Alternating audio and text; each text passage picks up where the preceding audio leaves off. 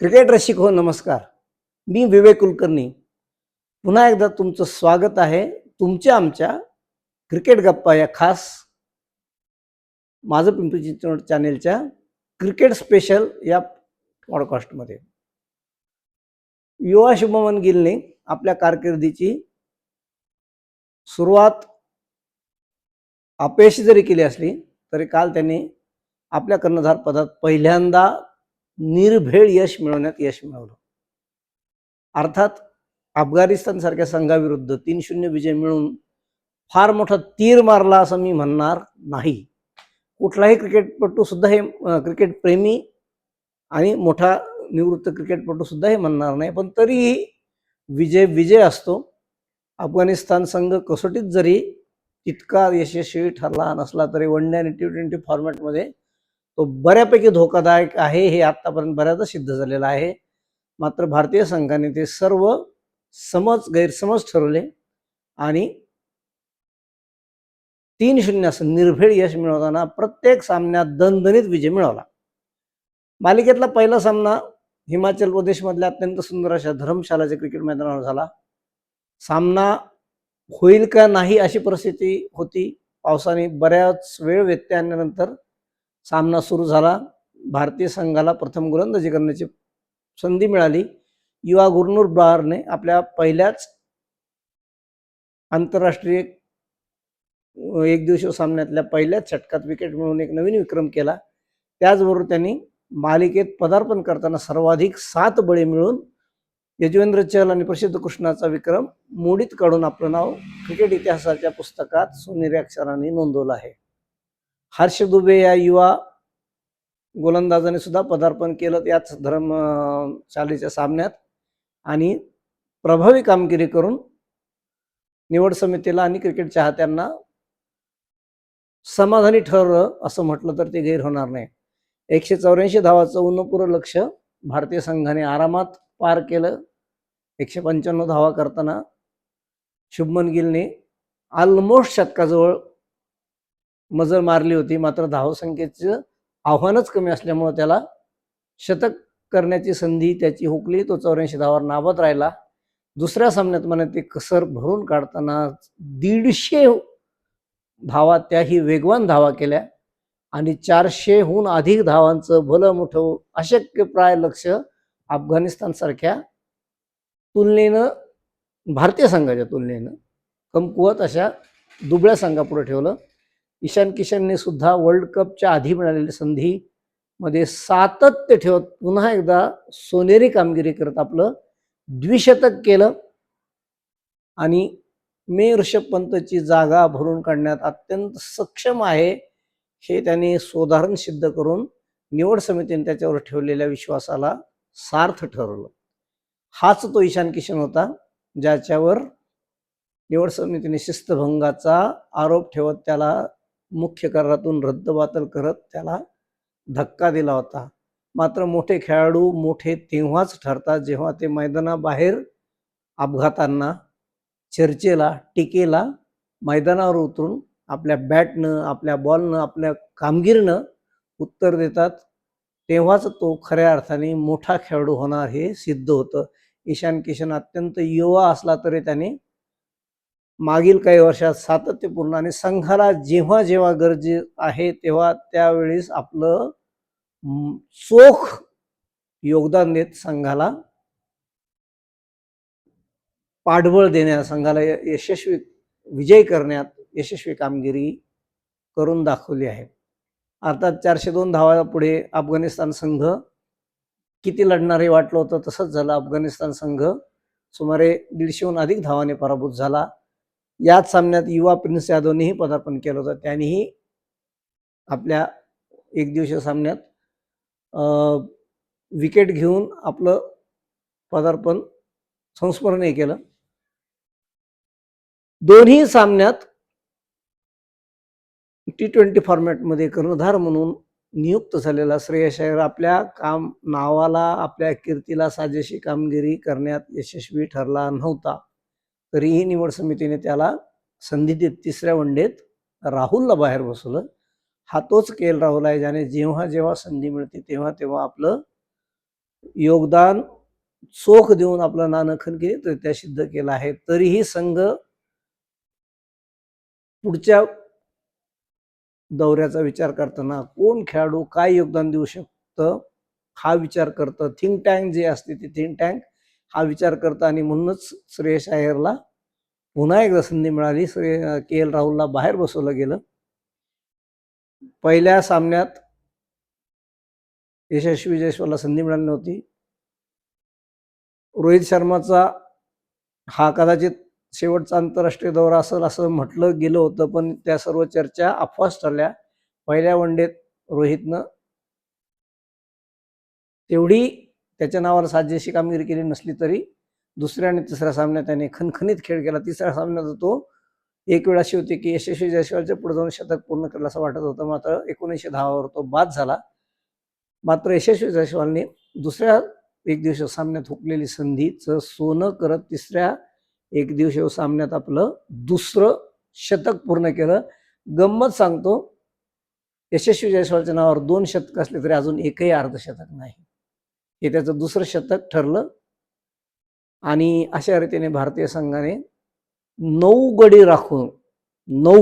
गडी राखून दक्षिण अफगाणिस्तानला दणदणीत रित्या पराभूत करत 3-0 असं निर्भीड यश मिळवलं.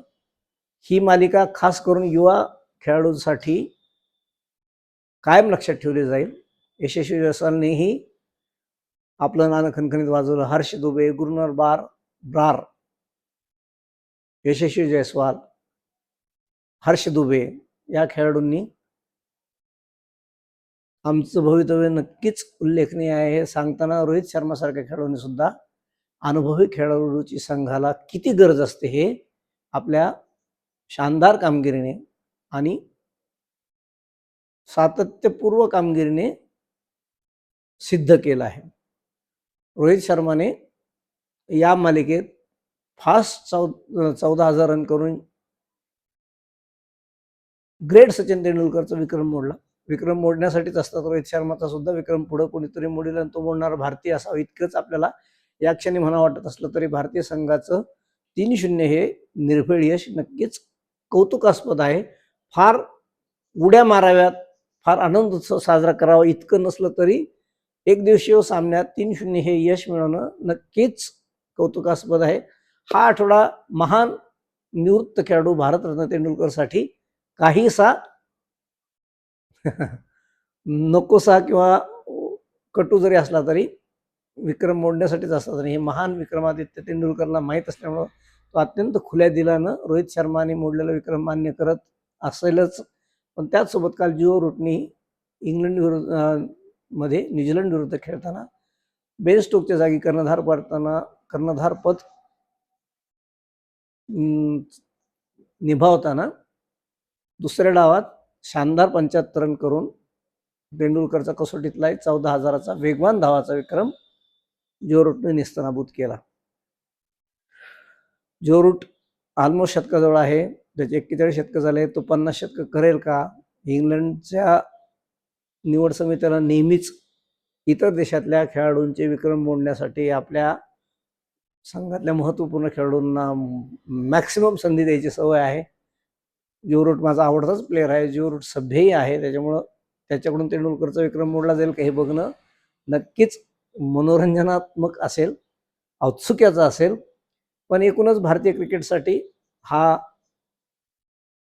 हंगाम किंवा मागचे काही वर्षापासूनचे हंगाम खरोखरच विशेष उल्लेखनीय राहिलेत, कौतुकास्पद राहिलेत, अभिमानाचे राहिलेत.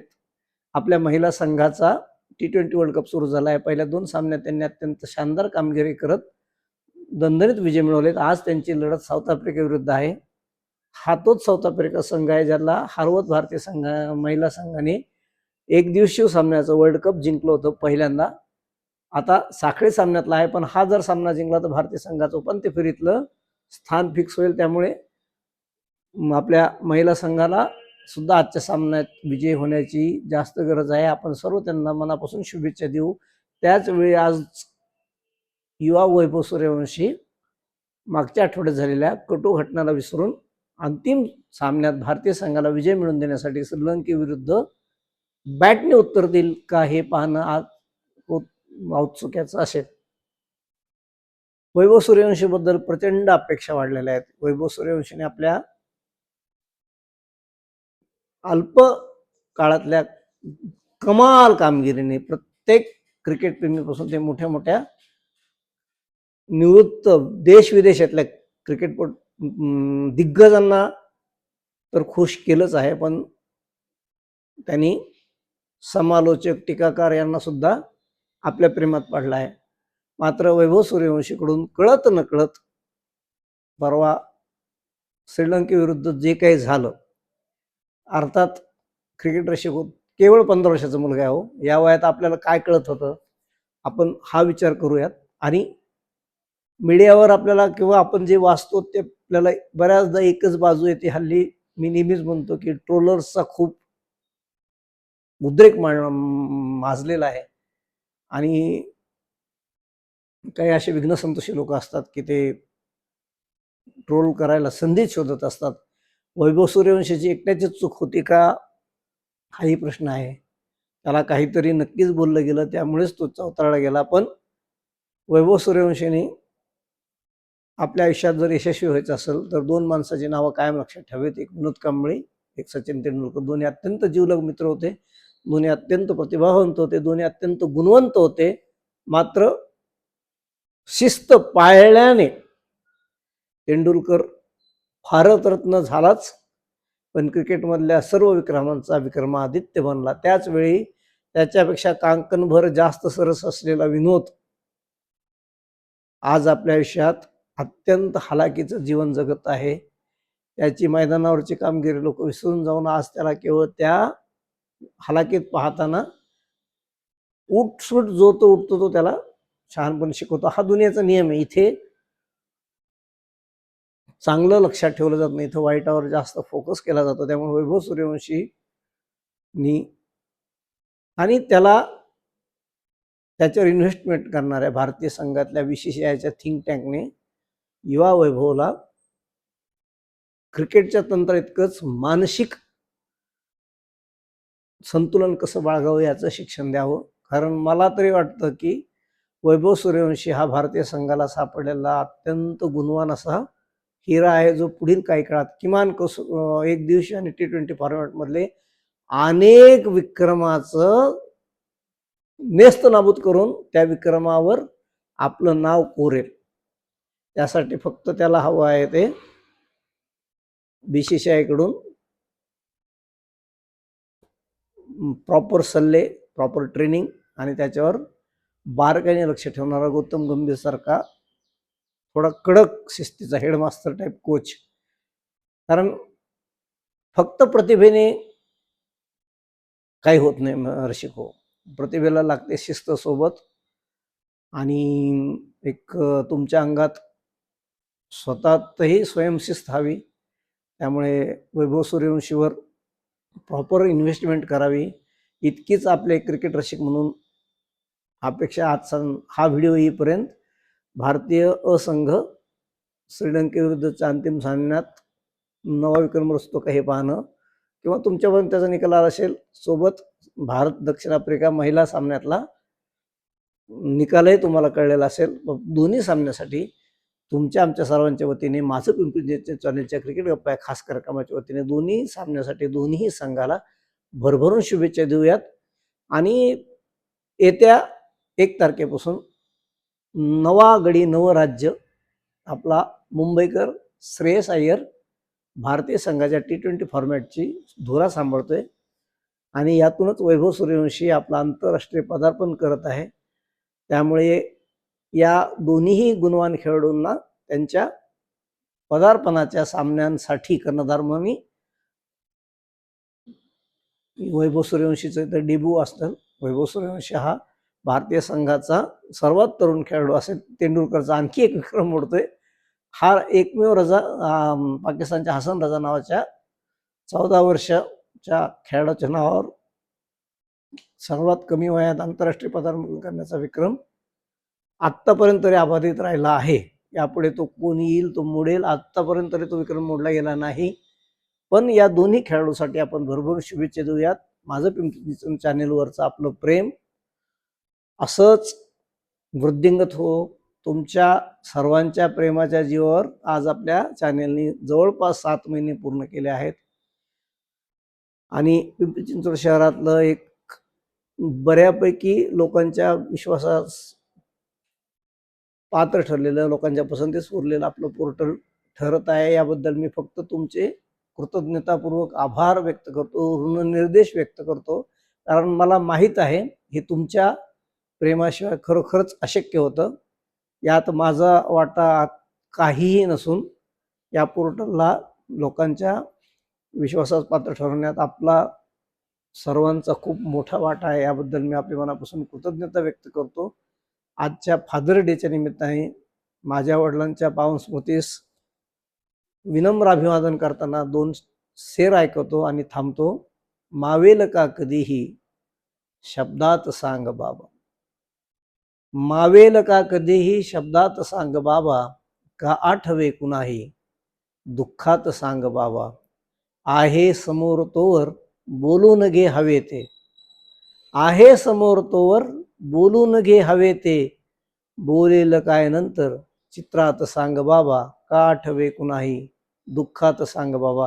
धन्यवाद क्रिकेटर शिको. धन्यवाद.